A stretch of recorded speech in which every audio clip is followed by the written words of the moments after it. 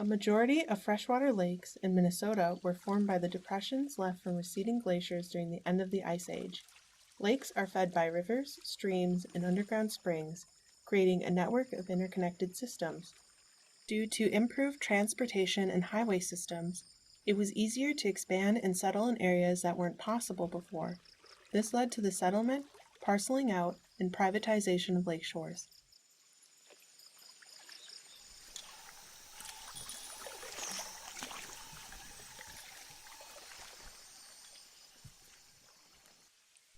The public accessibility of lake waters has been reduced to minimal access at federal and state government landholdings, such as marinas, boat launches, and parks. Although the lake water is a publicly owned entity, the lakeshore has become private.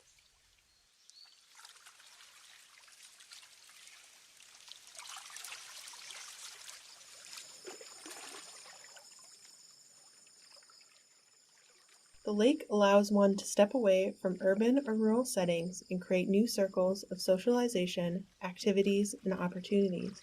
The lake fosters a cabin culture of coziness, family time, fishing, swimming, and leisurely boating. Lake resorts are a temporary way to experience cabin culture and offer the same amenities without the responsibility. Overdevelopment of private cabins along lake shores only leave a small percentage of public and vacant lands. Privatization, urbanization, and industrialization has led to an increase in the concentration of mercury, E. coli, sediment, and a decrease in oxygen levels, which affects the lake's ecosystem.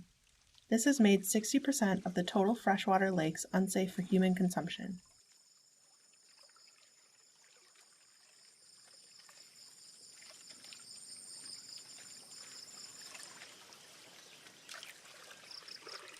How can we redesign the lake's architecture and its relationships? We first need to change the current lakeshore practices and mindset of what it means to be a part of the lake. We are trying to reform the spatial relationships by improving the quality of the lake's ecosystem and transforming the idea of privatization. Interventions that can influence lakeshore owners to change their lifestyle and decrease pollution will be implemented over a gradual period of time.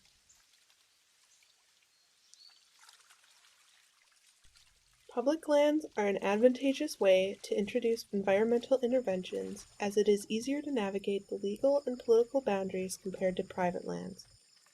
The creation of a buffer zone approximately 40 feet from the water's edge, starting on public lands, would act as an intermediary between the lake and harmful chemicals entering the water due to storm runoff.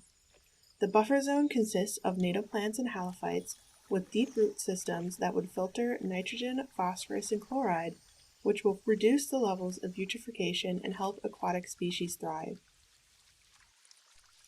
Designated floating commercial piers of various designs will extrude from the shoreline and allow access for those who wish to swim, fish, or birdwatch. Each pier will have a different function, such as an underwater viewing platform, a park, or an educational interactive exhibit. Reducing the number of private docks along the shoreline is optimal for fish populations and opening access to the public. Planting wild rice in the sediment of shallow water will establish an extra layer of protection and filtering by soaking up small amounts of nutrients and chemicals, which may be detrimental to aquatic species and vegetation. This is a culturally significant native vegetation with recognized rights of nature that requires little maintenance. With the introduction of a buffer zone, wild rice, and commercial docks, the next step is to expand into the water itself. Placing floating platforms made of natural biomaterials throughout the lake generates areas where humans, birds, or other species can rest. These platforms reduce the need for permanent structures, which disrupt the lake's ecosystem and set up routes for canoes.